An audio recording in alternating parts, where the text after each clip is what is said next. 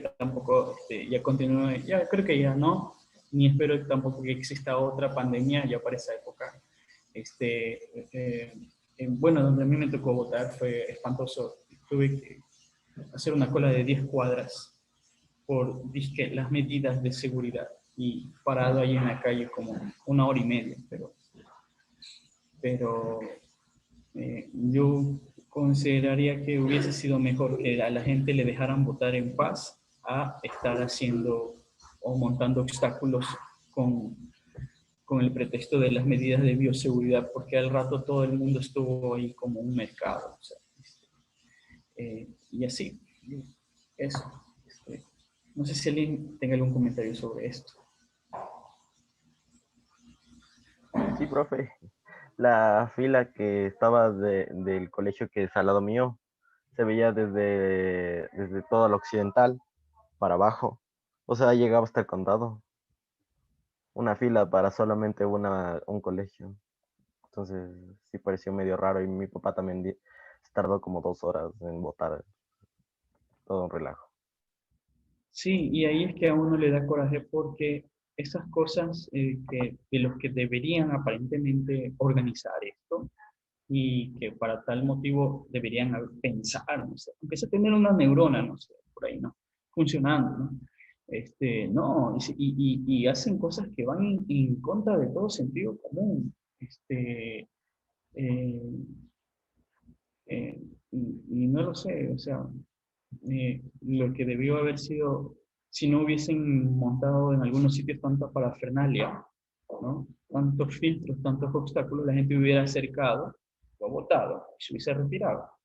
Yo en las anteriores elecciones, en las que he votado, siempre ha sido así, ni siquiera hago cola, voy y me acerco a la cola de la mesa receptora del voto en la que hay 5 personas, voto y me retiro. No, en esta ocasión, en donde debió haber prevalecido el sentido común y que las personas circularan de una forma más rápida, no, se hizo todo lo contrario.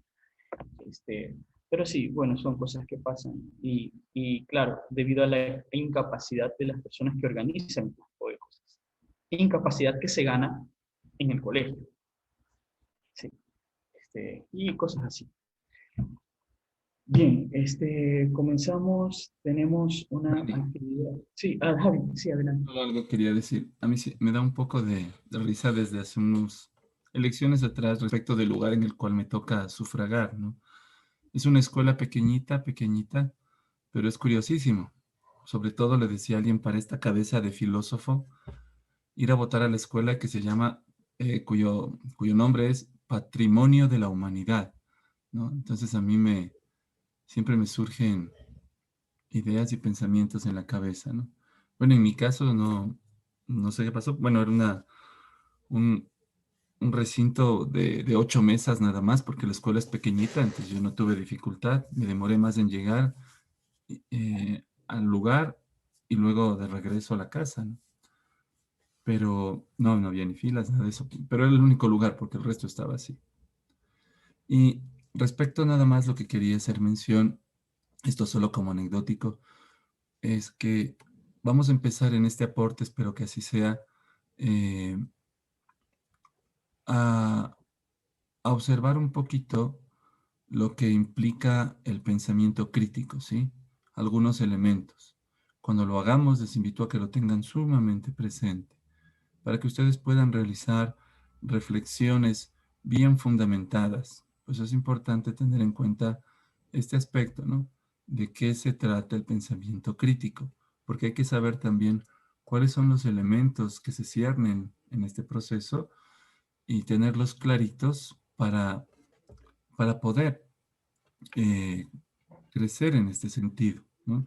Porque hay un nivel del pensamiento crítico, así como hay un nivel del escritor que va empezando y repitiendo lo que aprendió de otros, hasta que llega un momento de madurez en el que ya hace propiamente lo suyo, ¿no? Después de un proceso, puede ser de años, que ha tenido, pero llega un momento en que ya es capaz de hacer por sí solo, ¿no? Aquello que en principio necesitaba que alguien le acompañe, le sugiera y le diga cómo hacer, ¿no? Como cuando usted por primera vez lava unos platos. ¿No? No hagas así, haz de esta manera, enjuaga de esta manera, coloca aquí los platos, coloca aquí los vasos, ten cuidado, mira esto. Nos van explicando hasta que llega un momento en que ya lo hacemos, digamos, de manera muy, muy natural, ¿no? Eso nada más. Entonces, sigamos, empecemos. Un segundito. Sí, sí, tranquilo. Tienes un segundo. De los, Ahora sí, de ya los te de vimos, acá. Javi. Te había interrumpido. Ah, ya. Siga así. Bien, a ver, vamos a ver esta historia del siglo XX. Entonces, tenemos una línea de tiempo este, sobre este espacio y abran por favor la línea de tiempo que tenían sobre el siglo XIX. Comencemos por ahí, por esos antecedentes. Ustedes deben tener un Excel en los archivos de hojas de cálculo de Excel, un archivo que se llame línea de tiempo siglo XIX. Me confirman cuando ya esté abierto.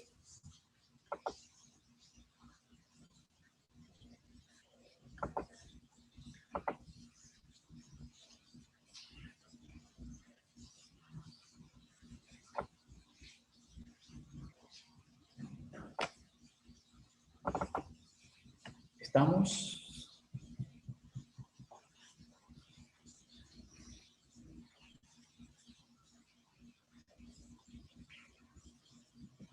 Profe, ¿de qué fecha es? Sino que no me acuerdo cómo lo guardé. Eh, ¿De qué fecha es? Ajá, Tiene que haber sido de la tercera semana de diciembre ya, profe, gracias. o la segunda semana de enero. Primera, segunda semana de enero. Traten de guardar los archivos con un nombre que puedan recordar, ¿no? Nombres sencillos, ¿no? No van a poner, no sé, línea que mandó el profe Dani. No, acostúmbrese a poner dentro del nombre la fecha o la temática. El resto ya encontró su línea de tiempo.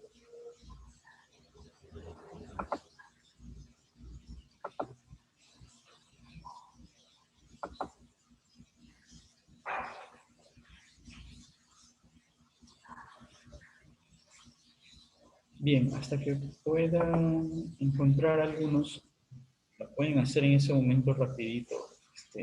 Yo les voy a compartir mi pantalla. Es la línea de tiempo en la que hablamos de la división de África. Okay. ¿Están viendo mi pantalla? Gracias. Entonces, tenemos ahí, ¿no? El siglo XIX, cuyas primeras 2 décadas son la era napoleónica y el resto del siglo conocido como la era victoriana. A finales del siglo XIX, estoy hablando de desde aquí, 1870, voy a colocarlo acá.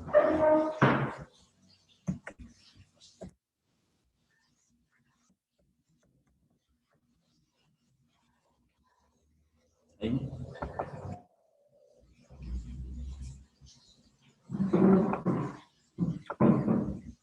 Van a ocurrir unas temporalidades que son más pequeñas,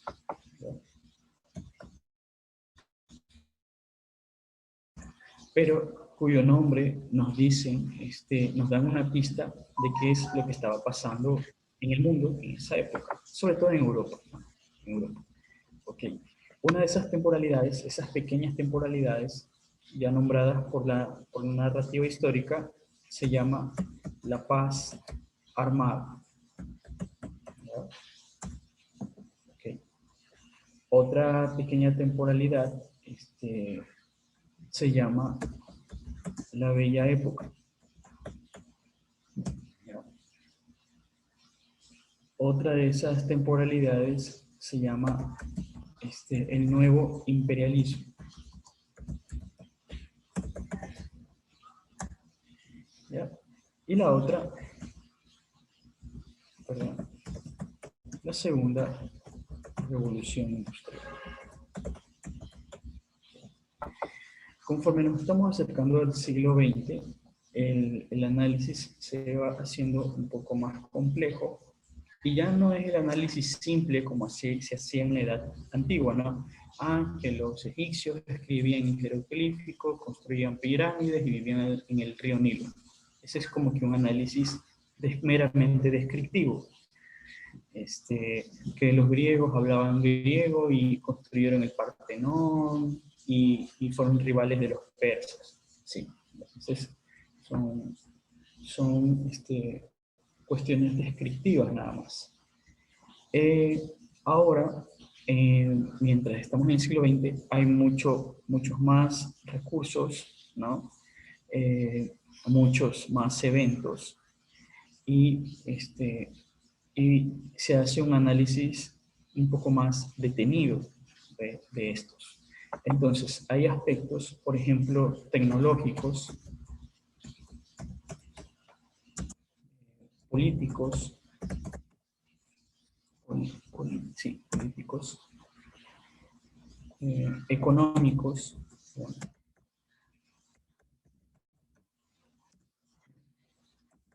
socioculturales.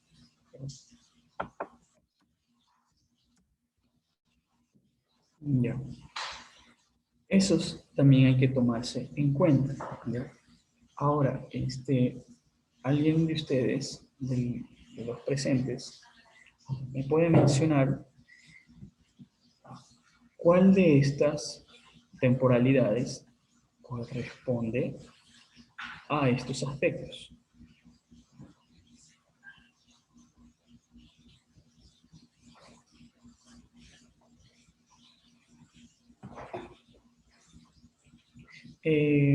O sea, Quizás con el tecnológicos. nombre. Sí, adelante. ¿Quién Hablo está Lucy hablando? Payas, profe. Quizás Adelante. tecnológicos y económicos a la segunda revolución industrial, porque como su nombre lo dice, la revolución dentro de lo que se considera obviamente tecnología genera mucho más dinero, aunque la mano de obra fuera el doble de despreciada, por decirlo así. Buen punto, Lucy. Sí, y hay otra parte, esa parte que no les comenté. No necesariamente un evento, o un acontecimiento o una temporalidad histórica está enmarcada en un solo tipo. No es que este evento es solo tecnológico. No, no, no.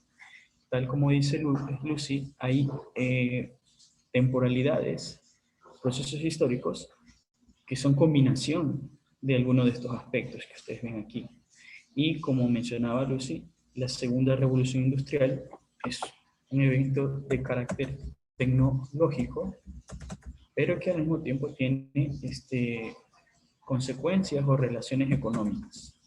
Muy bien, tecnológico y económico. Ya. ¿Alguien más? Ya está. El nuevo imperialismo con socioculturales y políticas, tal vez. Ya. El nuevo imperialismo es un evento, como dice Mateo Paredes, político, ¿ya? Pero que a su vez hay políticas que tienen consecuencias en la vida social, cultural, ¿ya? Pero es eminentemente, tiene una preponderancia política, pero tiene también sus consecuencias socioculturales y también económicas. ¿Ya? Okay. Bien, está bien, Mateo. ¿Alguien más? Profe, tal vez Paz la armada, paz tal armada vez. con políticos. Digo, no, con económicos, creo yo, que la paz armada va con económicos, porque hubo un gran desarrollo industrial en esa época. Ya, ese es el punto de vista de Gabriel. Mencionabas político, ¿no? Y Según yo, es económico y de ahí político. O sea, más importante de economía, porque ahí hay más avances industriales. ya, ok. Ok, y alguien más tenía, yo escuché otra voz por ahí. Yo puede ser paz armada con tecnológicos y económicos, porque también en la tecnología, como son armas, pues se pueden implementando otro tipo de armas. Ya. Más bien tiene que ser político y tecnológico. También hay una parte económica, ¿ya? También hay una parte económica, pero pongámosle ahí, ¿ya? Hasta para ir un poquito despacio, ¿ya? Y también aquí dice política y económica. Perdón, repito. Me había olvidado. Ya. Y finalmente la bella época. Profe, en la bella época puede ser sociocultural. Correcto, correcto. Está bien. Sociocultural. Sí, está bien. Entonces, ahí vamos hilando uno por separado. ¿Ya? A ver. Todos estos eventos, todas estas pequeñas temporalidades que van dentro de aquí, comienzan casi al mismo momento. ¿Ya? A ver, perdón un ratito.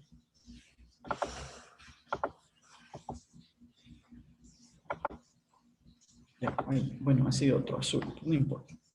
Todo esto comienza hasta acá. Pasa incluso 1900, pasa. ¿Ya?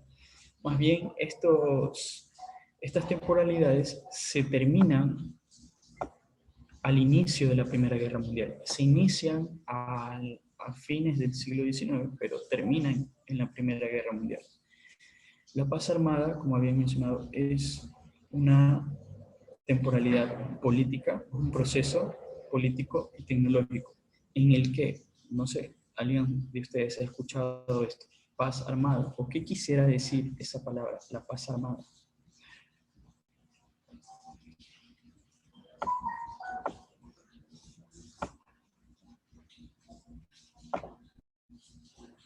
¿Qué les puede traer a la mente esa palabra? Paz armada. Una guerra. El desarrollo de armas bélicas.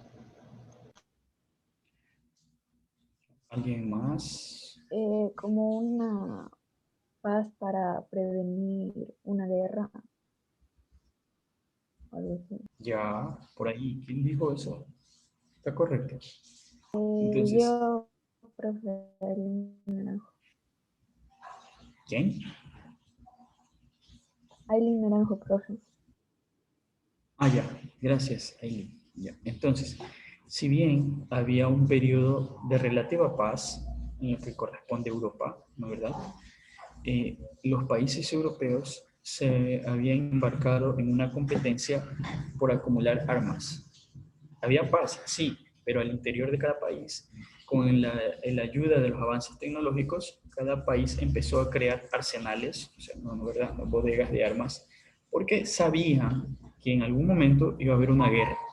Ellos sabían. Y la mentalidad en esa época era estar preparados. Entonces, por eso se llama paz armada, porque si bien había paz por fuera, ¿verdad? Al interior de cada país, cada uno estaba acumulando armas, ¿ya? Por ese pensamiento de una futura guerra que iba a haber. Ahora, tenemos el segundo, que es la bella época. Viene de una palabra francesa, la Belle Époque, ¿no?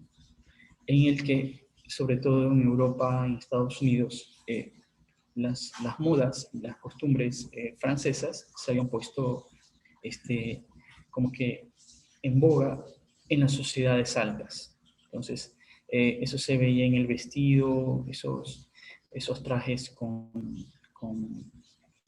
sombrilla, con sombreros, con arreglos, etcétera, etcétera, ¿no? Eso estaba de moda. Y quien, por decirlo así, dictaba la moda era Francia, ¿ya? También en esa época podemos ver que algunos avances tecnológicos se ven reflejados también en la vida de las personas y empiezan a ver aparatos como esos fonógrafos donde se pone un disco, ¿no? y una aguja y hay como una especie de corneta, ¿no? Por eso que suena. Se había empleado la electricidad para hacer, por ejemplo, cocinas, refrigeradoras. Bueno, claro, acá no llegaba eso todavía, pero eso ya en Europa en esa época ya estaba habiendo.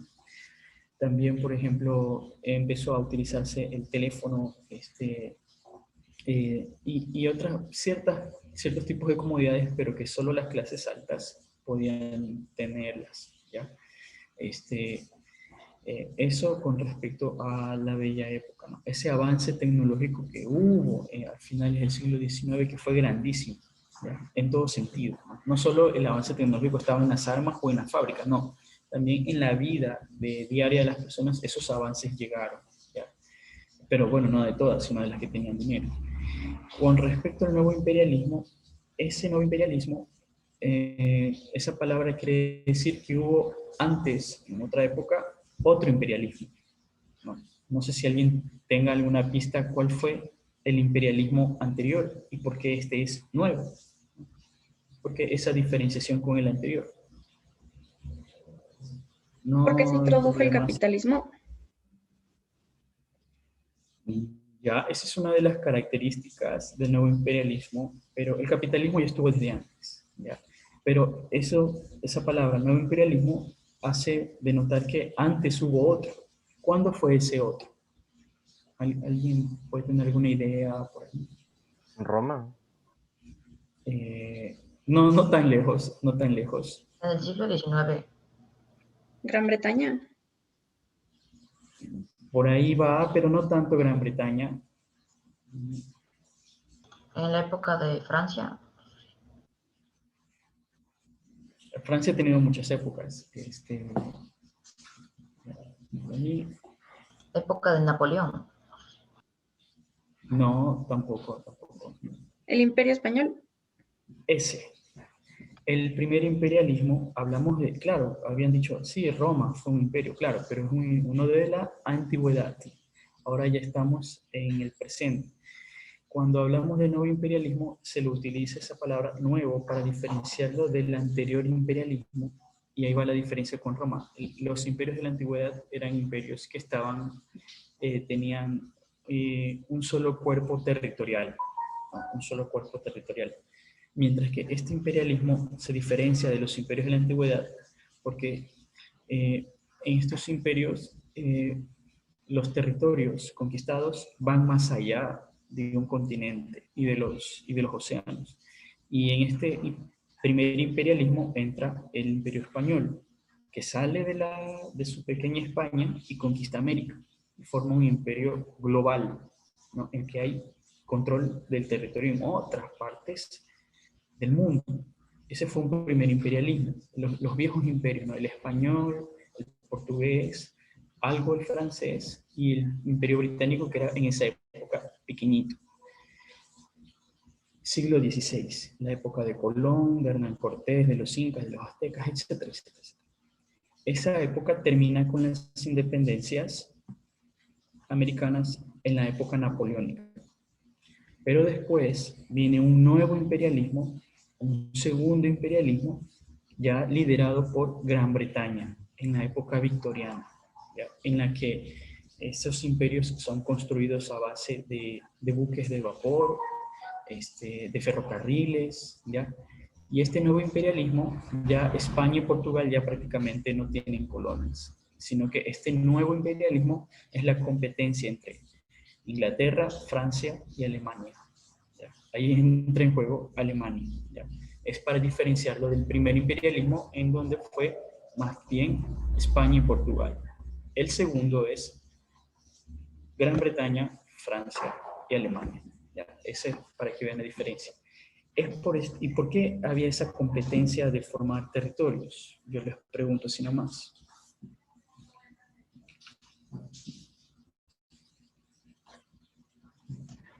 Porque cada imperio quería tener, cada colonizador quería tener más territorio dentro del mundo, entonces siempre estaban peleando por quién tenía más territorios. ¿Pero para qué? Para obtener más riquezas. Ya, riquezas, ¿por qué? En sus países no había riquezas.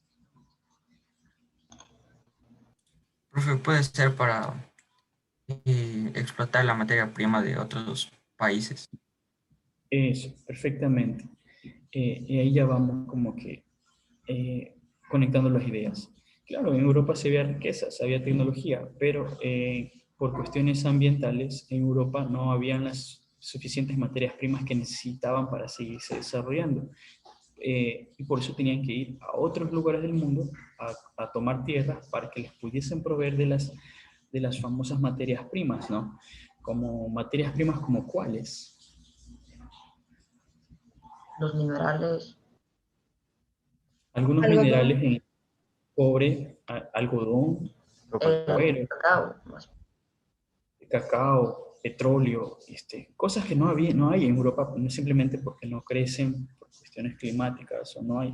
Entonces los europeos, apoyados con su tecnología, los barcos a vapor y los ferrocarriles, se lanzaron nuevamente a la conquista del mundo para buscar cosas que no habían en Europa, ¿no? Y ahí entran esa conquista, esa competencia por tratar de tener más territorios. Eso se enmarca en el nuevo imperialismo, ¿ya? Y esa competencia hacía que los países tuvieran esa paz armada, ¿no? Estaban en paz entre ellos, pero estaban conquistando territorios y guardándose armas para su futura guerra, ¿ya? Porque iba a llegar un momento en que ya territorios libres entre comillas, ya no iban a haber. Ya el mundo es limitado, entonces va a llegar un momento en que ya territorios vacíos no iban a haber y iba a haber un choque cuando ya no hubiesen territorios. Segunda revolución industrial, eso sí quedó claro la vez anterior, ¿no? ¿Alguien lo podría explicar? Significa que hubo una primera revolución, la diferencia. Romina. Fue cuando la segunda revolución industrial fue cuando ya comenzaron a venir máquinas más grandes. Ya no eran las básicas cosas para el primer golpe de revolución industrial, por así decirlo.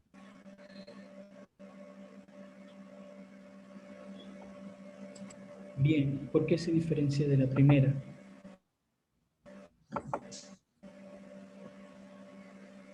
Porque aquí ya se descubrieron fuentes de energía y se incluyó la ciencia lo más que se pudo dentro de los avances.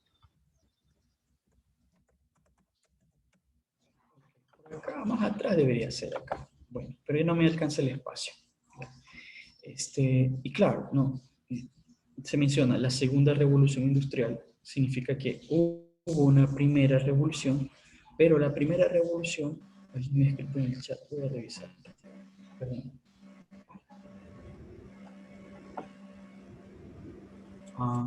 Bueno, esa primera revolución fue con máquinas de vapor generadas por carbón. Esa es la primera revolución, la que ocurrió aquí a mediados y a finales del siglo XVIII. ¿Ya? En la segunda revolución industrial, que es a mediados del siglo XIX, las máquinas ya no son tanto de carbón y de vapor, sino que las máquinas son de derivados del petróleo y a la vez se utiliza la electricidad. Entonces, ahí esa es la diferencia tecnológica que hay, ¿no? Empiezan a haber máquinas de diésel, de gasolina, empiezan a haber máquinas eléctricas, sobre todo electrodomésticos, etcétera, etcétera. Claro, bueno, alguien me va a decir, no, es que en Ecuador aquí no había eso. No, es claro, no había, porque nosotros estábamos al margen de esos procesos. Eran procesos que ocurrían primero en Europa y después se regaban al mundo, ¿no? Bueno, no, es que mi abuelita todavía cocinaba con leña. Sí, porque todavía no llegaba esa tecnología acá. Eso llegó mucho después, ¿ya? Pero en esta época, mientras que en la primera revolución hubo carbón y vapor, en la segunda hubieron máquinas de gasolina, de diésel y aparatos eléctricos, ¿ya? En la primera revolución, por ejemplo, hubo ferrocarriles, ¿ya? Y barquitos de vapor. En la segunda revolución industrial, gracias a las máquinas de combustión interna, hay vehículos. O sea, son esos vehículos así, turritos, ¿no? Esos que casi se desbaratan, que parecen carretas, pero son vehículos, ¿ya? Eso. Entonces, nos vamos al tiempo asincrónico. Les voy a poner un enlace para que revisen un documental. Ese documental dura casi, creo que 50 minutos, pero ustedes solo tienen que ver hasta el minuto 35. Solo hasta el minuto 35. ¿Ya? Por favor, tenga la costumbre de tomar apuntes. Tenga como que su libreta, ¿no? Tienen la agenda Gabrielina, aunque sea eso. Por favor, tome apuntes del vídeo. De lo que vaya hablando o explicando el documental, usted tiene que sacar información, por ejemplo, tecnológica, política, económica, sociocultural. Así como hemos explicado aquí en esta previa, que los eventos tienen diferente connotación, lo que vaya narrando el documental, usted desglóselo, deshilache la explicación del narrador y vaya sumándole, ¿no? Esto es un aspecto tecnológico, esto es sociocultural, esto es económico, esto es político. Incluso hay cuestiones hasta ambientales, porque también el medio ambiente también se suma al análisis del proceso, ¿ya? ¿Qué impacto medioambiental tienen cosas como las guerras, por ejemplo? ¿Sí, no? Eso se analiza en el siglo XX, ¿ya? Entonces, esos 5 aspectos desglose de lo que, no necesariamente anotar todo, pero sí trate de llenar uno por cada aspecto. Uno tecnológico, uno político, uno sociocultural, uno económico y uno medioambiental. Saque uno porque el documental da muchos ejemplos, pero la idea es de que usted pueda relacionar estos aspectos con un tema central. El tema central no se los voy a decir, el tema central lo van a ver ustedes, pero saque los aspectos, ¿no? Haga ese análisis y en base a esos aspectos vamos al tema central, ¿ya? Les voy a compartir el enlace en el chat, si alguien tiene alguna pregunta o comentario, hasta aquí. Profe, ¿puede repetir por favor cuáles eran los aspectos? Tecnológico, político, sociocultural, medioambiental y económico.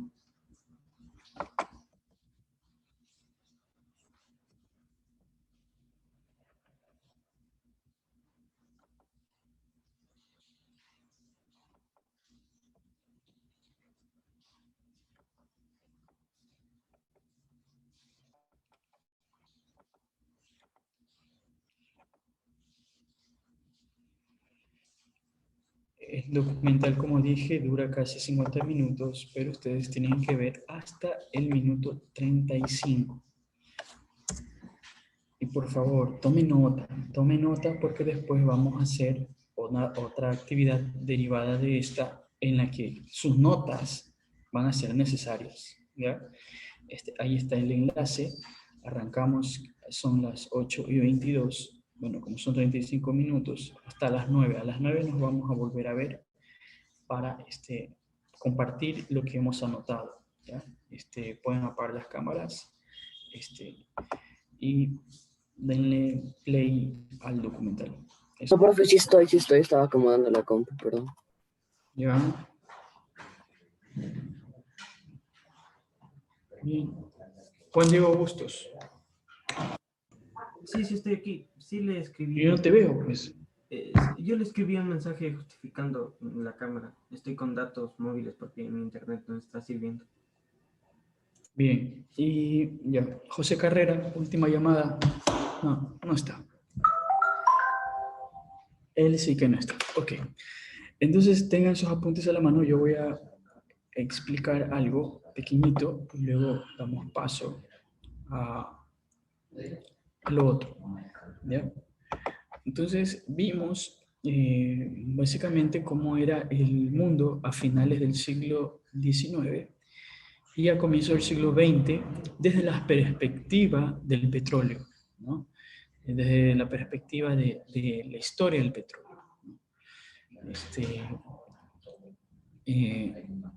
Y habíamos visto, por ejemplo, algunas cuestiones en todo sentido, ¿no? Y algo para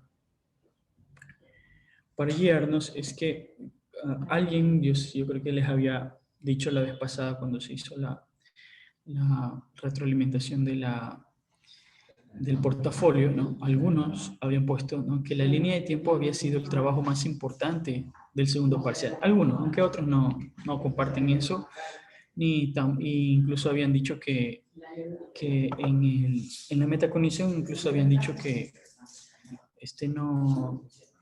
no era importante lo que habían aprendido y que eso no les iba a servir, que eso solo les iba a servir cuando estuviesen dentro de la institución. Bueno, pero unos habían dado con un comentario acertado diciendo que la línea de tiempo es como que el trabajo más importante del parcial. Uno de los más difíciles, pero el más importante. ¿Y qué pasa con la línea de tiempo? Lo que pasa es que la línea de tiempo te permite, es como es la autopista que te abre camino, autopista de la cual salen las otras calles en base a las diferentes temáticas históricas que se ven. Entonces la línea de tiempo es la vía central. Y de ahí se desprenden otras vías, por ejemplo, no sé, la historia del petróleo, la historia del azúcar, la historia de los transportes, la historia de las guerras, los avances tecnológicos, los cambios sociales, ¿ya? Pero la vía base es la línea de tiempo. Por eso es esencial. Desde la línea de tiempo puedes llegar a tratar otros temas, ¿ya? Sin línea de tiempo no puedes no puedes ubicarte donde estás. Estando en la línea de tiempo es como que estás en la calle y preguntas a alguien, ¿de aquí a dónde voy? ¿A dónde puedo llegar si voy por aquí? ¿O cómo llego a tal lado? Entonces es algo así. Bien, ahora, referente a esto, habíamos visto, ¿no?, que en esta perspectiva desde la historia del petróleo une otros temas. Yo les voy a compartir a ver, ¿dónde está? Aquí está. Para que ustedes puedan, estamos en un Jamboard y ustedes van a trabajar por paralelos. Hay un Jamboard para el paralelo A, y hay otro Jamboard para el paralelo B, ¿ya? En cada hoja,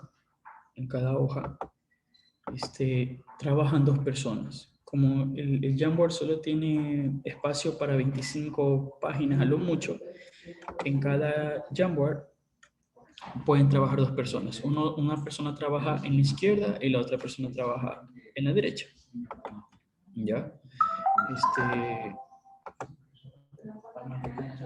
Ahí está el enlace para el paralelo A. Pueden ingresar.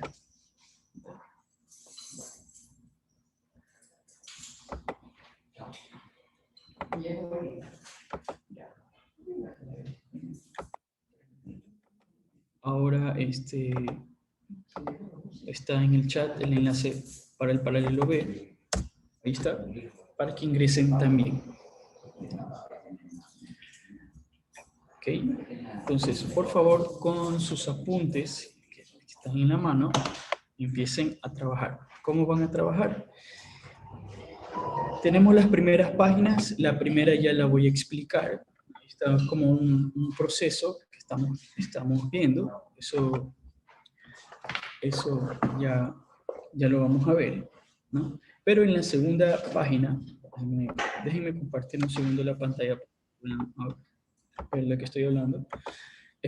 Todavía no, esto vamos a ver más después, ¿ya? Pero en la segunda página está el esquema. Doménica Martínez, que te veo ahí, ¿cuál fue el tema central de documental.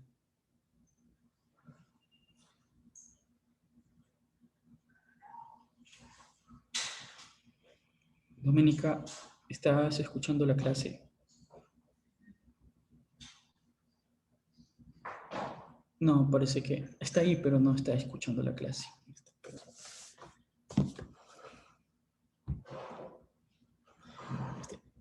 Eh, ok.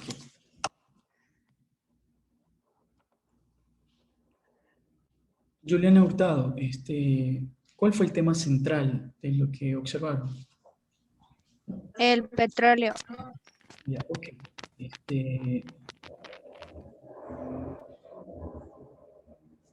Gracias, Juliana. Doménica, acabo de poner 0. Te sugiero que prestes atención a lo que estamos haciendo. Cualquier otra cosa que estés haciendo, por favor, deja de hacer.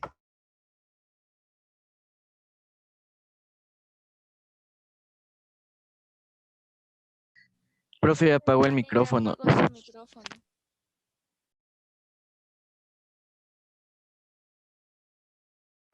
Sí, es que estaba tratando de buscar otras personas que estaban distraídas y aplasté accidentalmente eso. Ok. Entonces, el tema central es el petróleo, pero va atando otras cosas en ese proceso de fines del siglo XIX e inicio del siglo XX. ¿Ya? Entonces, ustedes, en base a sus apuntes, lo que van a trabajar aquí es qué aspectos ambientales habló el documental. Yo les dije, aunque sea, se anoten uno en sus apuntes, ¿no? Si anotaron más cosas, mejor. ¿Ya? Okay. Aquí, ¿qué aspectos económicos, socioculturales, tecnológicos o políticos se narraron en el documental y que tenían que ver con el petróleo, de una forma o de cierta forma? ¿Ya? Entonces tienen 10 minutos hasta las 9:26 para completar este Jamboard. Y cada uno va creando una hoja, ¿no, verdad? Así como han puesto Matías Pazmiño aquí, y en el otro extremo se coloca otra persona aquí con su etiqueta para yo poder visualizar qué han hecho. Aquí, por ejemplo, está Iván del Pozo, que ya puso su etiqueta aquí, pero aquí es necesario que haya la etiqueta de otra persona para que la otra persona también pueda trabajar. ¿Ya? Ya dije que deben trabajar por factores de espacio y por cuestiones prácticas, así como están aquí, que pueden visualizar bien, de un costado está Ariel y al otro lado está Carlos Ortiz. No es necesario ocupar toda la página, pues pueden trabajar en la mitad uno y en la mitad la otra persona. 9:17 hasta las 9:27 estén por favor trabajando. Yo estoy aquí monitoreando, estoy entrando y saliendo de los Jamboards. Si desean apagar la cámara, pues apaguen la cámara. Profe, entonces ponemos nuestros datos, los apuntes que cogimos del video, eso de... Ah, ya. Sí, los apuntes que tuvieron. Voy a estar leyendo y revisando.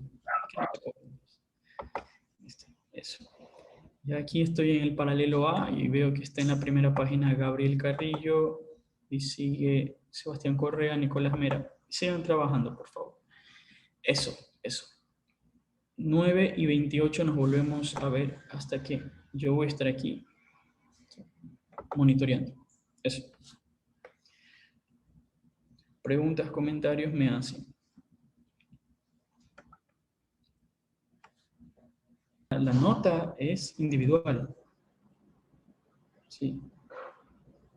Ya, gracias.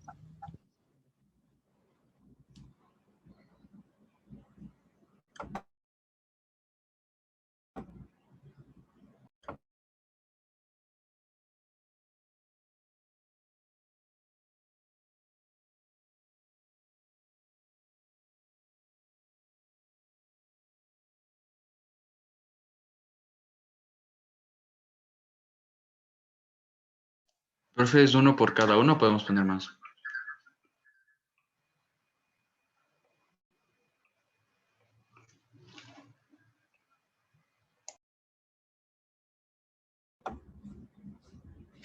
¿En qué sentido? Uno por cada uno. O sea, cada uno debe Un hacer... dato por cada aspecto, pero, o sea, podemos poner más de un dato por cada aspecto. Ah, ya, gracias, profe. Si se puede poner más, mucho mejor, porque ahí es como que la comprensión se vuelve más panorámica, ¿no? Si yo pongo datos sueltos y esos datos sueltos no tienen nada que ver entre sí, poco voy a entender. Pero si yo pongo mayor cantidad de datos, voy a tener más posibilidades de conectar o de relación entre cada uno de ellos, me va a dar una visión panorámica. Ya, gracias, profe. Ya.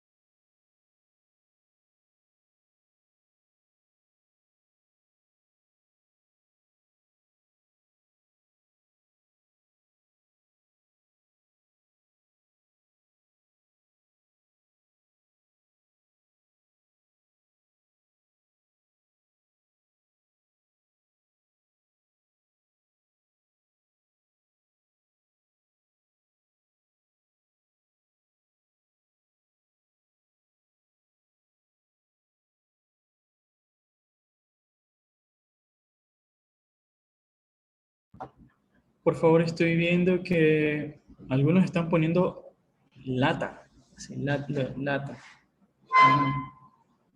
Ponen bla, bla, bla y no me ponen aspectos puntuales mencionados en el documental. ¿Ya? Yo estoy leyendo, estoy leyendo.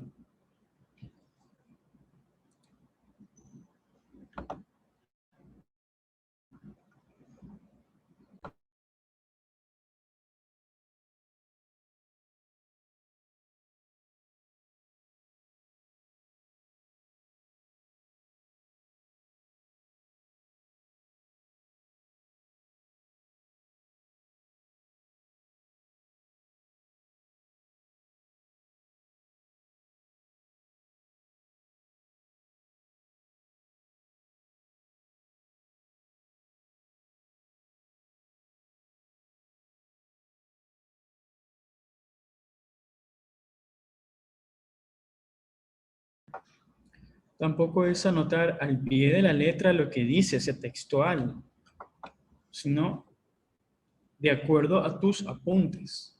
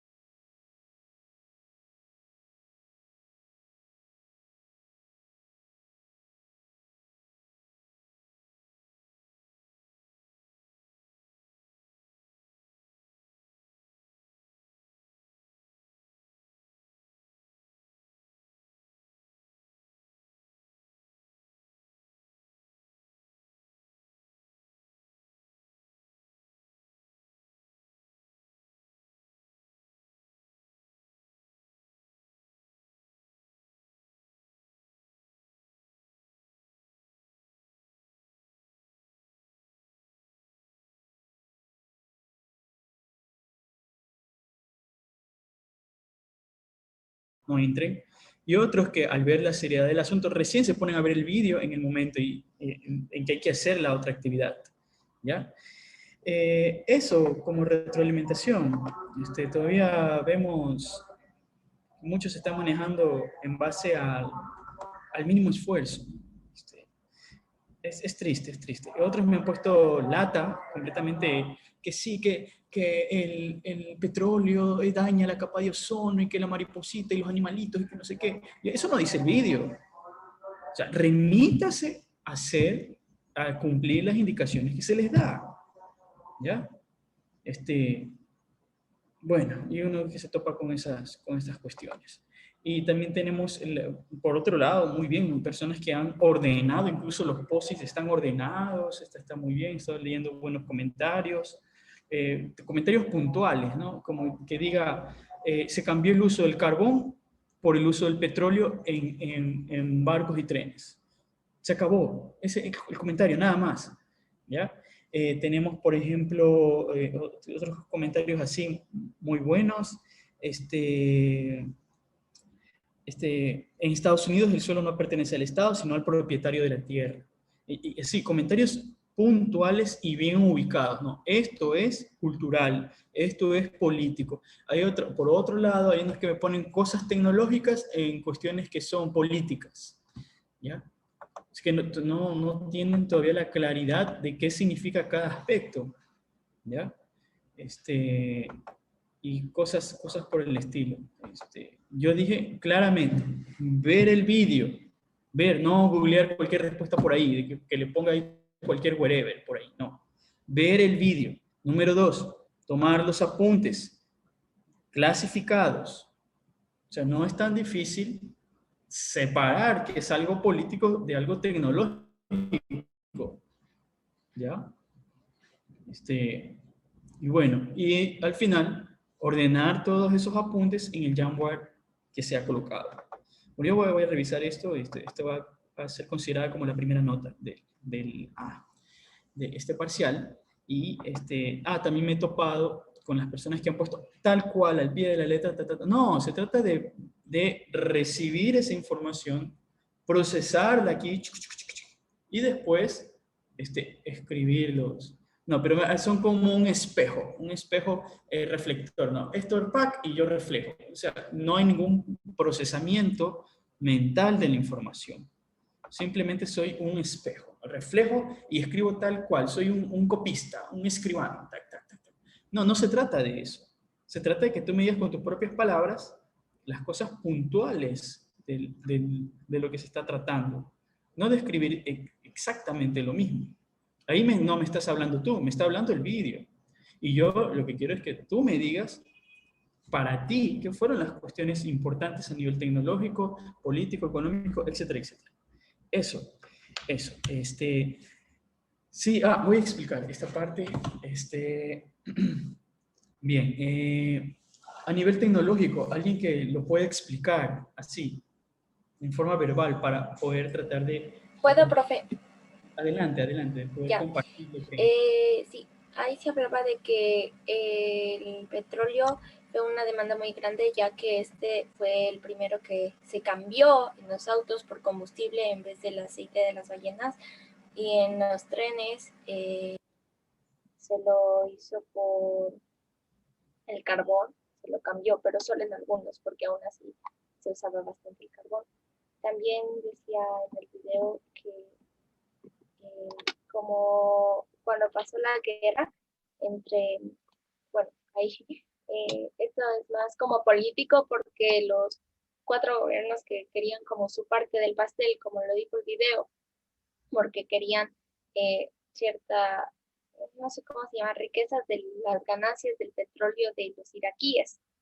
Entonces ahí fue como una disputa entre Alemania, Francia y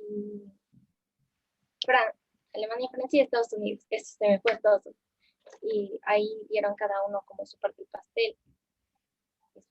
Está bien ahí, Romina, está bien. Gracias, sí. Ahí has tocado algunos puntos, ¿no? ¿Por qué? Porque todo está entrelazado. Luego ya te das cuenta que es difícil separar una cosa de la otra, porque todo parece que está todo junto, pero también podemos... Y es que a finales del siglo XIX, todas estas temporalidades, ¿no? La segunda revolución industrial, la paz armada, el nuevo imperialismo, estaban ocurriendo al mismo tiempo, al mismo tiempo. Ahorita vemos, por ejemplo, Javi tiene en su espalda, en el fondo, perdón, están las 4 revoluciones industriales. Ahorita estamos viviendo la cuarta. Nadie tiene como que conciencia de que estamos viviendo la 4ª revolución industrial, porque no la estamos viviendo tanto aquí. Ya se la está viviendo es en Europa, en Estados Unidos. Ahí ya están viviendo plenamente la 4ª revolución industrial. A nosotros ni siquiera nos llega ni la tercera, porque la tercera revolución tiene que ver con la energía nuclear, y aquí no tenemos nada de eso, ¿ya? Pero así es, pasamos inconscientes por la historia, mientras quienes deciden y son los líderes están en otra parte del mundo. Pero bueno, regresando al tema, sí, son muchas cosas que están pasando, y por ejemplo, alguien más, no sé si tenga unos aspectos netamente políticos sobre el petróleo, políticos, o sociales, o económicos. ¿Qué puedo decir? Adelante. Ok, entonces había un tiempo donde había peligro de que los sistemas petroleros se inundaran, así que esto hizo que el precio del crudo o del petróleo pues bajara, y después de esto vino la como época o la parte que se llama los reyes del petróleo. Entonces aquí fueron donde empezaron a crear algunas como que industrias y entre ellas como que se peleaban. Me parece que una era Shell, no me acuerdo, perdón, no me acuerdo el nombre completo, pero creo que era Shell. Y bueno, la cuestión es que se peleaban entre ellos, sí. Correcto, correcto. Y ahí, ¿no? Para los que son más acuciosos, ¿no? Los que son más observadores en esto del documental, ahí podemos ver que el liderazgo de ciertas personas depende de gran parte de la visión a futuro que tengan, ¿no? Y quienes comenzaron a ser los exitosos. Todos en Estados Unidos podían producir petróleo, porque como muchos anotaron, la política, ¿no? En este caso en la legislación, tiene mucho que ver. A diferencia de aquí, de Ecuador, en Estados Unidos, el subsuelo en Estados Unidos le pertenece al dueño del terreno. Aquí en Ecuador, tú puedes tener un terreno, ¿verdad? Pero el subsuelo, todo lo que hay debajo, le pertenece al Estado. Es muy distinto, ¿ya? Entonces, hasta eso hay que ver para poder observar cómo se desarrollan ciertos fenómenos en unos sitios, Profe, en otros. Adelante. si es así, digamos que si encontraras petróleo debajo del terreno de tu casa, por decirlo, ¿ya? Que, o sea, ¿te pueden quitar tu terreno para sacar petróleo de ahí? ¿O cómo sea? Es posible, es posible. O también puede ser que te pongan el pozo un poquito más allá, unas cuadras más allá, pero obviamente hay muchos pozos que no son del tamaño de un terreno, sino que son reservas muy grandes. Y es por ello el conflicto que tienen algunas petroleras, el Estado ecuatoriano y comunidades de la selva. Porque si fueran completamente dueños, como lo es en la legislación americana, no hubiera problema. Explotarían el petróleo, pero la plata va para ellos. Pero ¿qué sucede? Ellos viven ahí, el subsuelo no es de ellos, no es de ellos, sino del Estado, pero el Estado explota el petróleo, pero a lo mejor les da un centavo de cada $1000 que explotan, no lo sé, no sé, pero básicamente es así. No reciben casi ningún beneficio de eso. ¿Alguien quiere decir algo?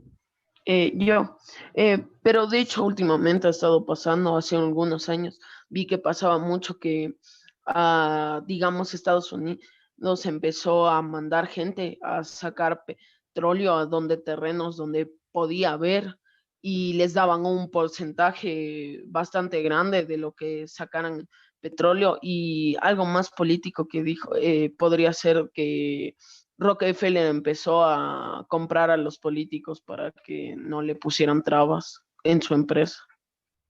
Buen punto, y eso nos permite conectar lo que estábamos hablando. Regresando al tema, ¿no? la visión que tenían muchas de esas personas, una visión a futuro, ¿no? Sabían del potencial que tenía el petróleo. Y muchos, por ejemplo, europeos decían, bueno, aquí no hay petróleo, vámonos a otro sitio del mundo a ver dónde hay, y lo sacamos. No es que, ay, no, es que aquí no hay petróleo. Bueno, es porque Dios quiere, así ha querido. Ya, no tengo petróleo, pobrecito.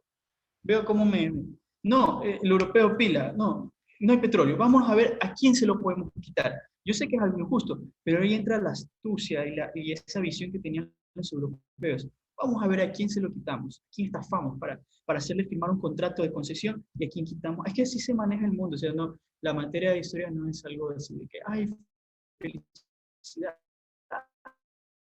Ay, no. Hay cosas bastante tristes, bastante dolorosas. Y en el último espacio fue la búsqueda de territorios para sacar petróleo, básicamente, ¿ya? Porque era el recurso que más se necesitaba, ¿ya? Porque ya no era el carbón, ya no era eso, era el petróleo, ¿no? Y es determinante ese punto en la Primera Guerra Mundial que ya vamos a ver, cuando Clemenceau, el presidente de Francia, le escribe por el presidente de Estados Unidos que le mande petróleo, que era necesario para la victoria, y les pone así textualmente, ¿no? El petróleo es tan necesario como la sangre para la victoria, ¿no? Entonces, y cuestiones, anécdotas así, ¿no? Que dan esa visión. Tenemos, por ejemplo, a nivel tecnológico, ¿no? Había la pugna o la competencia entre qué es mejor para volar. Estos globos que ustedes saben, han visto en la televisión, o aviones, ¿no? Entonces, el petróleo definió eso.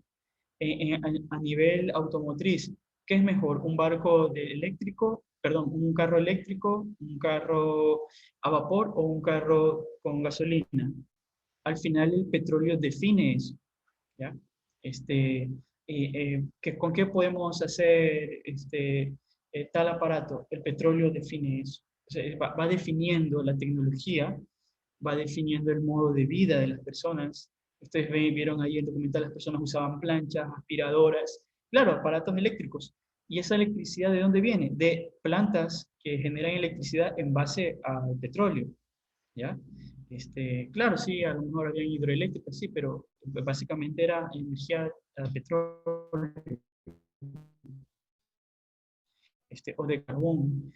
Y tenemos, por ejemplo, la segunda revolución industrial se diferencia de la primera, porque en la primera, si bien es cierto, habían fábricas, en la segunda revolución industrial esas fábricas se ordenan, ¿ya? En la primera revolución industrial, por ejemplo, tenían 100 trabajadores y todos los trabajadores hacían, no sé, hacían carros. Y por lo tanto, un carro le costaba hartísimo, porque ponga a un trabajador a armar un carro desde cero. No te va a terminar nunca, o te arma un carro que será a los 2 meses, ¿ya? Pero en la segunda revolución industrial se aplica esto de lo llamado... Las líneas de producción en serie, ¿no? Exactamente, que el primero que lo aplicó fue Ford, pero eso sale de una teoría ideada por otra persona, Charles Taylor, en el que, bueno, si yo tengo 100 personas, las 100 no van a hacer un carro, sino que de las 100 personas, 10 se dedicarán al motor, 10 se dedicarán a los asientos, 10 se dedicarán a la pintura, 10 se dedicarán a hacer el esqueleto y otros 10 al carapachito, y así. Entonces, como tú decías, Sebastián, todo se establece, se ordena el trabajo, se lo establece en una línea y cada producto va teniendo un paso a seguir, ¿no? Y así, cada brigada o cada equipo se especializa en hacer algo. Estos solo saben de pintura, para que den la mejor mano de pintura. Estos solo saben de motor, para que salgan los mejores motores, o sea, hablando de calidad, ¿no? Porque si pones a hacer a uno como todólogo, o sea, nunca te va a terminar, ¿ya? Entonces se especializa el trabajo en la segunda revolución industrial. Y son todos estos cambios que tienen que ver aquí a fines del siglo XIX, inicios del siglo XX. ¿Qué más? Y a nivel ambiental, algunos, que la producción de aceite derivado del petróleo salvó a las ballenas, sin querer queriendo, ¿no?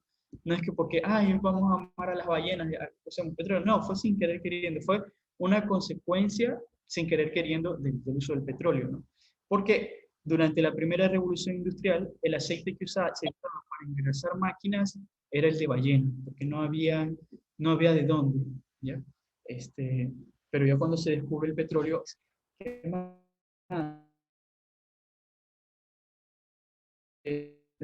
la búsqueda de más colonias, de más territorios, pero que eso terminaría en la Primera Guerra Mundial, ¿no? Esa guerra imperialista e industrial. A nivel social cambia el modo de vida de las personas. Por ejemplo, cuando aparece electricidad, ¿qué creen ustedes que pudo haber cambiado en el modo de vida de las personas?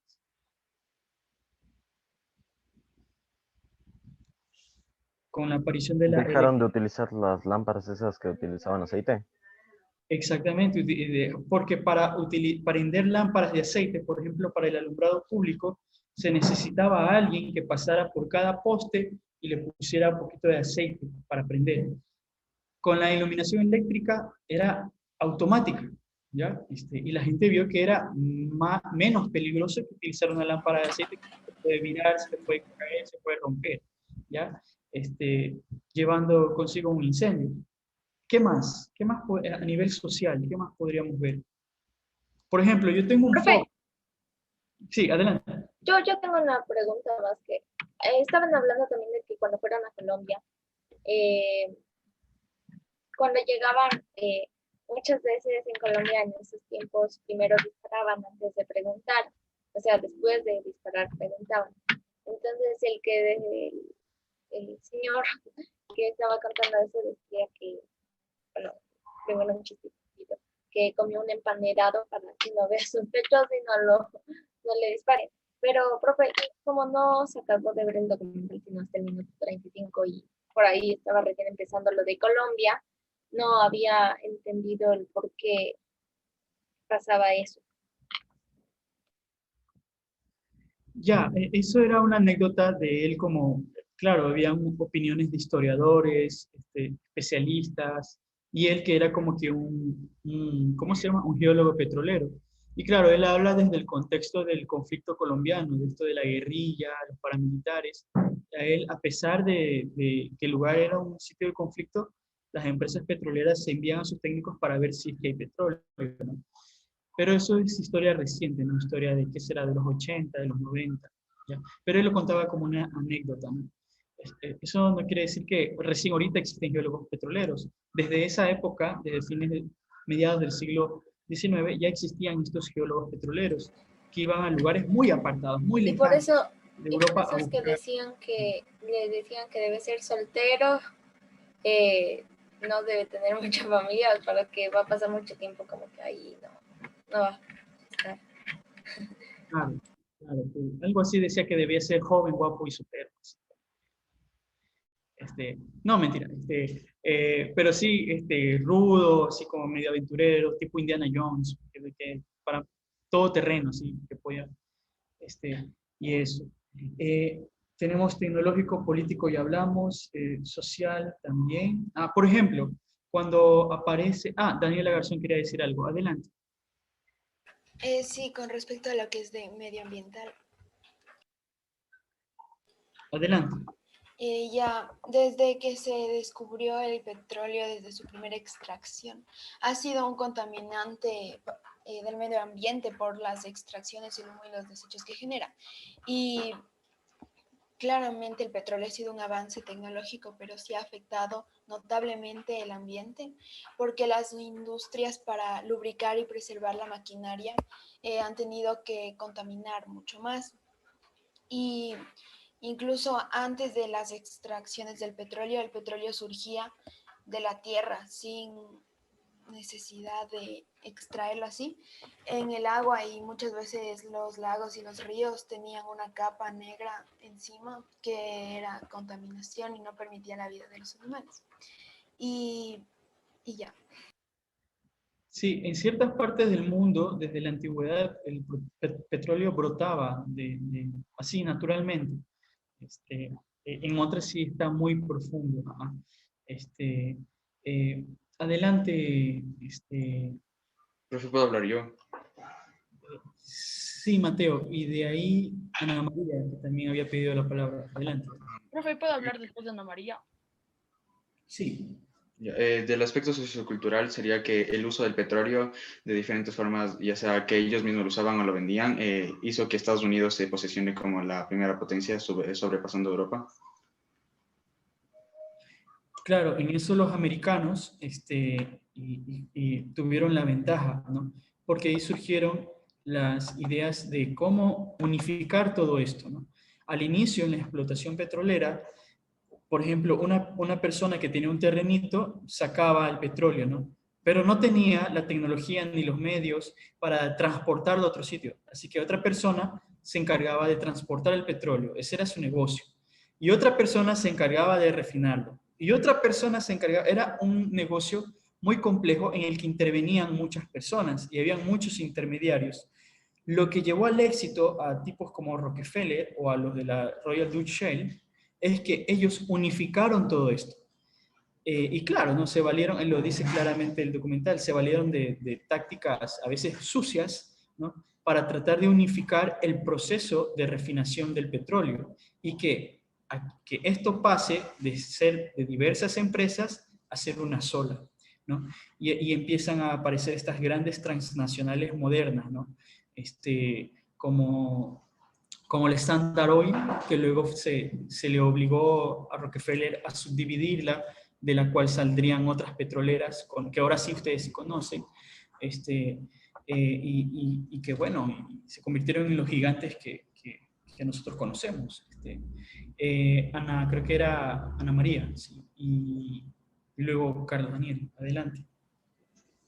Sí, profe, yo quería decir que también cuando apareció la luz puede ser que también hubo un gran se disminuyó la mano de obra humana, porque si aparecía la luz, como que las máquinas ya no dependían de una persona, o esos cambios vinieron después, porque, o sea, yo puedo conectar algo y me empieza a funcionar solito, en cambio. Claro, en la vida de las personas, por ejemplo, a veces muchas personas dicen, tratan de disminuir el trabajo hogareño, ¿no? Como que si fuera un trabajo de segunda, ¿no? Muchas mujeres dicen, no, es que las mujeres están recluidas en el hogar y en el hogar no encuentran mucho que hacer. Claro, no hay mucho que hacer porque casi todo está automatizado, aunque aún así hay mucho que hacer en el hogar. Pero en el pasado había mucho más que hacer, porque bueno, ahorita tú puedes lavar la ropa en la lavadora. Antes el trabajo del hogar era duro, era una responsabilidad grande, lo sigue siendo. Pero antes era más duro porque si tenías que lavar la ropa había que lavarla a mano. Si tenías que cocinar, tenías que cocinar desde prender el fuego. Si tenías que ir a buscar agua para los alimentos, tenías que ir al río o sacar del pozo. Ahorita simplemente abres la llave, ¿no? Y son esos aspectos que hacen que las personas de ahora no tengan una reflexión completa. O dicen, ay, no, es que las mujeres solo están en el hogar. Pero es que antes, y que el machismo, ¿cómo es que dicen? Dicen el machismo, el patriarcado, que no sé qué, quiere mantener a la mujer encerrada en el hogar. No, no es que se mantenía a la mujer encerrada en el hogar. Es que en el hogar había muchas cosas que hacer. Muchas cosas que gracias a la electricidad ya se han suavizado, ¿ya? Y mientras el hombre iba a trabajar, la mujer quedaba bajo la responsabilidad de mantener el fuego del hogar, de los alimentos, de lavar la ropa a mano, de tender, no había secadora, pero la transformación tecnológica ocurre en el que tú imaginas que en el hogar no se hace nada. Bueno, pero sí se hace, ¿ya? Pero era una enorme responsabilidad. Eso es una de las cosas que también cambia la tecnología en la sociedad. Por ejemplo, antes, en esa época, fines del siglo XIX, no había mucha vida nocturna, ¿no? La gente no salía en las noches, porque no había alumbrado público, ¿ya?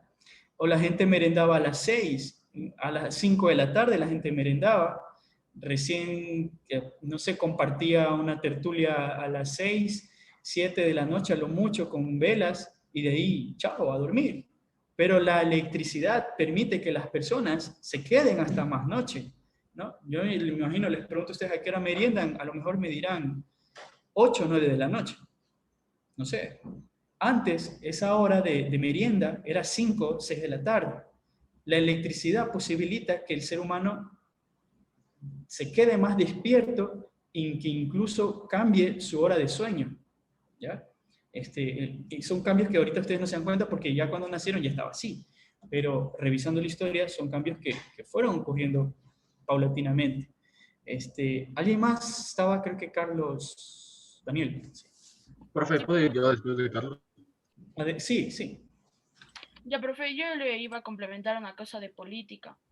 Mire, después del resultado favorable que tuvieron los aliados en la Segunda Guerra Mundial, este resultado les otorgó el poder de dividir todo el Imperio Otomano. Obviamente se dividieron según sus intereses. Al momento de dividirse, tuvieron el poder de apropiarse de grandes territorios de reserva petrolera que estaban alrededor de todo el Medio Oriente. Fíjate que es curioso, ¿no? La empresa británica, ¿no? de petróleo, que en esa época era la Anglo-Persian, ¿no? Porque esa fusión entre Inglaterra y el imperio persa que había en esa época. Y fíjate, los británicos inician su empresa de petróleo sin explotar ni una gota de petróleo en su propio territorio. El petróleo que explotaban era el petróleo persa, el petróleo iraní. Y después se darían cuenta, ¿no? Como dice Carlos Daniel, que habría más petróleo en Arabia Saudita, en Arabia, perdón, todavía no era saudita, en Arabia, que en Persia, ¿no? Y claro, ya el europeo se va dando cuenta dónde había gran cantidad de petróleo. Ariel, adelante. Ya. Yo iba igual a comentar algo político, que era que el gobierno británico tomó la mayoría de las decisiones de esta empresa de Anglo-Persian bajo la iniciativa del ministro de la Armada, que era un joven ministro quien estaba convencido de la importancia estratégica del petróleo en futuras guerras, lo cual... ¿Cómo se llama? ¿Mandé? ¿Recuerdas cómo se llama? No recuerdo. No lo noto. Continúa. Bueno, y esto se demostró tras el estallido de la Primera Guerra Mundial, cuando ganaron a Francia, creo que era, y los franceses se dieron cuenta de la importancia del petróleo porque tuvieron que retirarse y empezaron a buscarlo, a aliarse empresas, comprar otras, y agrandar sus yacimientos de petróleo. Gracias, Ariel. Buena participación, así como la de todos. Claro, este líder visionario, que en esa época, inicios del siglo XX, el cargo era el primer lord del almirantazgo, el primer jefe de la Armada, Winston Churchill, que luego tendría un papel muy importante en la Segunda Guerra Mundial. Él fue el que dio ese consejo, ¿no? Esa visión a futuro. Necesitamos cambiar la tecnología de los buques de la Armada. Hay que cambiar del carbón al petróleo, ¿no? Y es que los británicos se dieron cuenta que si se querían seguir manteniendo su imperio, necesitaban renovar la energía utilizada por sus buques de guerra. Y ahí ocurre esa transformación. Y luego Francia se da cuenta y también quiere hacer lo mismo. Y ahí es que entra esa carrera entre quién tiene la mejor tecnología. Y claro, ¿no? La primera nación que tuvo petróleo así en la explotación moderna, Estados Unidos. Luego le siguió la Royal Dutch Shell, que era de Holanda, y después fueron los británicos y después los franceses. Todo el mundo, en toda Europa quería tener lo mismo, ¿no? Esa competencia. ¿Alguien más que quería hablar? No estoy... Profe, ¿puedo hablar yo? Adelante. Bueno, creo que este es un aspecto económico. Durante esos tiempos había las 7 principales empresas petroleras, eran Texaco, Chevron, BP, que antes era Anglo-Persian, también Royal Dutch Shell, y eso. Bueno, todas estas compañías, o sea, en Estados Unidos, las de Estados Unidos eran también Mobil, antes era la compañía fundada por William Rockefeller, creo que era Standard Oil. Bueno, todas estas empresas daban exploraciones a diferentes países para de ahí sacar el petróleo. Por ejemplo, Chevron y Texaco también venían acá a Sudamérica, o BP también, la mayoría lo sacaba del Medio Oriente. Claro, te das cuenta de la astucia, ¿no? Bueno, no tenemos petróleo aquí, vamos a sacarlo de otro sitio y firmemos un contrato en el que prácticamente le despojamos de todo a ese país, nos llevamos todo su petróleo y le damos así con cualquier cosita a estos líderes, ¿no? Ya que tocaste esa parte, y eso también es parte del mérito de la visión de estos líderes que buscaban el todo por su beneficio, por su país también, ¿ya? De tener esa astucia, esa inteligencia, ¿no? Y les voy a poner este corto para ir cerrando ya esta parte, que tiene que ver con eso. Les voy a compartir. Está en inglés. Es una parte, un fragmento de una película. A lo mejor ustedes la han visto y han de recordar la traducción en español, pero he puesto ahí los subtítulos para que lo puedan entender un poco. Los subtítulos están en inglés, la película está en inglés, pero es una película harto conocida. Pero que trata de reflejar cómo era ese tipo de negociaciones, ¿no? Entre el extranjero que quiere explotar algo en un país del tercer mundo, en un país subdesarrollado, y el líder del país subdesarrollado, al no tener conocimiento ni visión de la potencialidad de lo que se está explotando, pues vende su país por decirlo así, ¿no? Por 4 monedas. Y los extranjeros se toman todo. ¿Me confirman si están viendo? Sí, profe. Ya, gracias. Entonces, fíjense en el diálogo, pues, ¿no? What have you brought? Rainy day shats.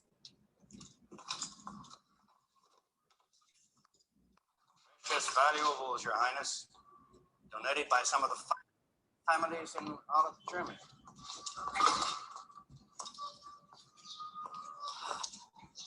Rolls-Royce Phantom 2, 4.3-liter, 30 horsepower, 6-cylinder engine with Stromberg downdraft carburetor can go from 0 to 100 kilometers an hour in 12.5 seconds. And I even like the count. The keys are in the ignition. You shall have camels, horses, an armed escort, provisions, desert vehicles, and tanks. You're welcome.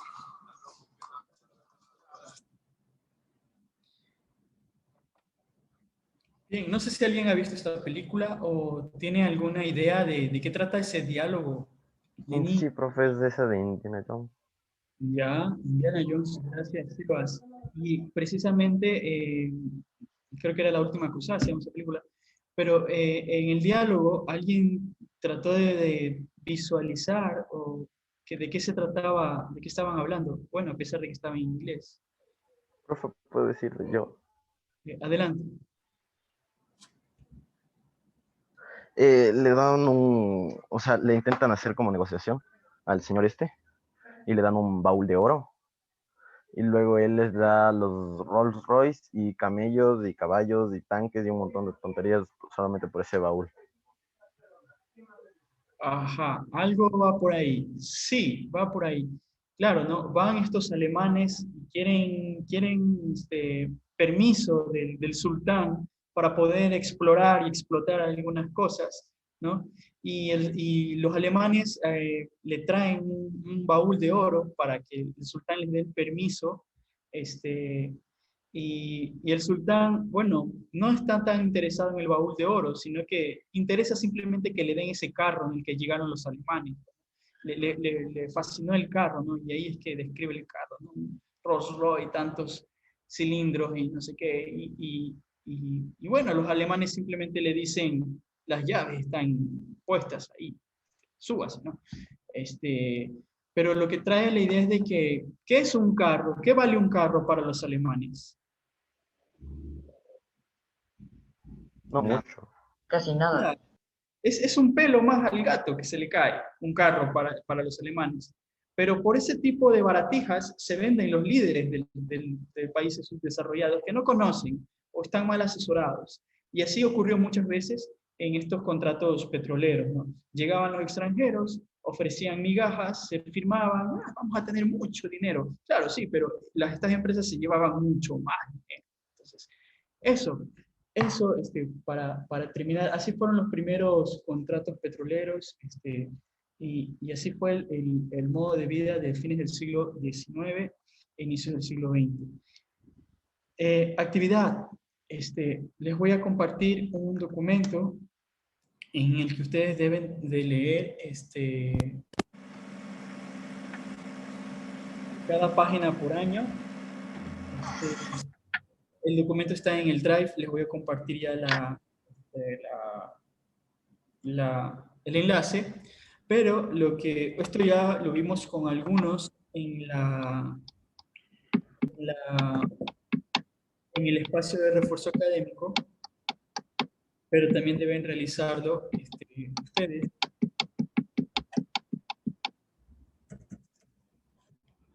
¿Dónde está? A ver.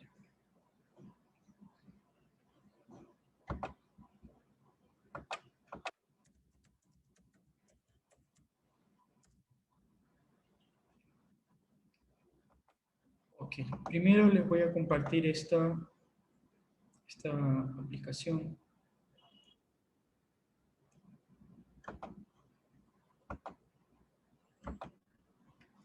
¿Me confirman si están viendo? Sí. Esta aplicación se llama VoiceThread, ¿ya? Está. Y es una aplicación, es gratuita, solo tienes que registrarte. Bueno, yo ya estoy registrado y tengo algunas cosas ahí. Tienes que registrarte con tu correo electrónico y poner una clave, ya. Y lo que te permite esta aplicación es realizar grabaciones de tipo podcast o realizar grabaciones video, o también, y con esos recursos hacer exposiciones que pueden ser en base a grabaciones, a audios o en fotografías. Entonces, por ejemplo, aquí tú agregas los recursos que tienes, ¿ya? Y si tú quieres crear alguna presentación, aquí queda grabada esa presentación, ¿ya? Aquí te da, ya he hecho clic aquí en crear, y aquí te pone los recursos, ¿no? Pueden ser grabaciones o vídeos desde que están ya en tu computadora, o grabaciones que quieres hacer en ese momento, en audio, fotografías, o videograbación, ¿ya? Y te permite hacer presentaciones como tengo yo una acá de ejemplo, ¿ya? Que está aquí, le voy a poner play. Esta presentación que hice está hecha en base a fotografías, ¿no? Aquí está, yo ponía, como estaba hecho en base a fotografías, yo le ponía los comentarios por escrito, ¿ya? Aquí, ¿ya? Entonces aquí una fotografía y así sucesivamente. Tenemos, a ver, y tú le das play y se va bajando el texto de forma automática, ¿ya? Termina eso y baja la siguiente, y así. Entonces, es una presentación que combina. Bueno, como ustedes podrán observar, ya. Ahí ya, por ejemplo, le metí audio, ¿ya? Mientras que en la anterior era solo una fotografía con texto, en la siguiente slide era fotografía con audio, y así sucesivamente, ¿no? O puede ser otro del siguiente slide, puede ser un vídeo, y así. Pueden combinar esos recursos. O puede ser que el siguiente slide sea texto, ¿ya? Con su voz, y así por el estilo, ¿ya? Así se llama esta. No sé si alguno de ustedes ya haya trabajado en esto. Así se llama esto. Pueden ir guardando en esta nube los trabajos. Eso. Preguntas, comentarios, hasta aquí. Pueden grabar y hacer presentaciones, audios, vídeos, fotografías, en base a eso. Ahí. ¿Para qué vamos a utilizar esa herramienta? Esta herramienta, ¿qué va a hacer usted? Usted se va a va a tomar el texto que yo le voy a compartir y usted lo va a leer. Ese texto que usted va a leer, cuando lo va leyendo, se va grabando, ¿ya? Entonces yo me pongo aquí con la cámara, ¿verdad? Tengo el texto abierto y le pongo play a la cámara para que empiece a grabar. Entonces, le va a resultar mi grabación leyendo, ¿ya? Por efectos prácticos y efectos de comprobación real, yo no es que voy a mandar a leer y después voy a tomar la lección. Bueno, sí voy a tomar la lección, pero para no perder más tiempo, simplemente les voy a solicitar que usted lea y mientras lea, se grabe. Y esa grabación me la va a enviar. Yo voy a abrir un Excel donde están todos sus nombres, tal cual como en el portafolio. Van a estar sus nombres y hay un espacio donde está el enlace. Y ahí usted me pone el enlace de su grabación, de la grabación, de su lectura. ¿Ya? Profe, una pregunta. No lo entendí muy bien. ¿La grabación tiene que ser con video o solo audio? Sí, que yo tengo que verte leyendo. Porque si yo les... Ya, gracias, profe. Audio, pero yo sé que a lo mejor a algunos les cambiará la voz, ¿no? Y a lo mejor escucho sus voces por duplicado. Puede ser posible. Lo otro es que yo sí veo la grabación, ¿ya? Por favor, sea honesto. Yo creo que 25 minutos, media hora de lectura, el día que le toque humanístico, que son 2 veces a la semana, no le va a hacer daño, le va a hacer bien, ¿ya? Y va a hacer que ustedes, al momento de hacer la explicación de la clase, al momento en que participan otros compañeros, tenga una noción de lo que se está hablando. ¿Ya? Ahorita, el parcial anterior fueron cosas antiguas, o sea, no antiguas, cosas del año pasado que vimos. Ahorita estamos viendo ya cosas nuevas, ¿ya? Y espero que en cierta forma lo puedan entender de la mejor manera. Y si no ponen de su parte leyendo, o sea, van a estar en un limbo constante, van a estar en unas tinieblas. Les voy a compartir con la intención de decirles que sí escucho, o sea, sí les veo. O sea, aquí ya he revisado las grabaciones de quienes han estado en refuerzo, ¿ya? Y efectivamente, algunos ni siquiera se han molestado en presentar, ¿ya? Y esto es una nota basada en el progreso, ¿no? Algunos han estado muy bien, otros... Y otros de mediocridad hacia abajo. O sea, les di, por ejemplo, a este grupo les di media hora de clase para hacerlo. Solo tenía que abrir el texto y leer y grabarse. Y luego pasar el enlace. Pero, ¿qué habrán estado haciendo en la hora de clase que ni siquiera leyeron? ¿Ya? Entonces, ese aviso les estoy compartiendo. Profe, ¿cómo se llama la página? Se llama la aplicación. Ajá, donde vamos a grabarnos. Voice Chat, ya les voy a compartir. Bueno, pero la idea es que para que les escucho y les pongo alguna pequeñita observación. Muy bien, excelente, mejorar el audio, etcétera, etcétera. ¿Ya? Y en base a lo que han leído, yo pongo la nota. Si leyeron todo, que bueno, el hecho no es que lean todo no significa que hayan comprendido todo, pero al menos es un indicador de que están leyendo todo. ¿Ya? En base a eso se coloca la nota, en base al progreso. ¿Ya? Y eso, ya les voy a compartir un ratito más, ya antes para que no... les voy a pasar el enlace por acá, por el chat, el enlace de la aplicación, que me pareció la más conveniente para esto. Y claro, pues no nos falta los que ponen las excusas. Es que se me apagó la compu, es que no sé qué, no me valió. Ya, en el caso hipotético de que no les valga, de todas formas grábese, coja otra aplicación y grábese y mándeme el vídeo, se acabó. Si no les funciona, use otra aplicación, hay un montón de aplicaciones. O más que sea, grábese con el celular, pero me comparte el enlace para yo revisar. ¿Ya? Olvidémonos de las excusas. En esta época, olvidémonos de las excusas. que hay muchas aplicaciones. Aquí está, VoiceThread, para que puedan ver, aquí está en la parte superior. Voy a copiar aquí, desde aquí voy a copiar. Les voy a pasar al chat. Y más luego les paso, eso les pasaré por el Classroom, les pasaré el enlace del texto infográfico. Perdón, ya no es infográfico, del texto. Profe, disculpe, ¿para cuándo es el video? Para la siguiente clase. Para la siguiente. Pero, Ya, pues, gracias. ¿clase, profe, o clase de profe Javi? Porque supongo que el jueves tenemos que hablar. No, mi clase. Ah, ya. Tienen una semana para 25 minutos, 30 minutos en una semana, es muy poco. ¿Ya? Eso.